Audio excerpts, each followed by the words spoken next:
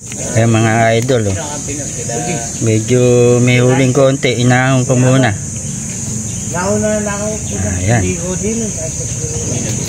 Yan mga idol, yan ang huli ko ngayon.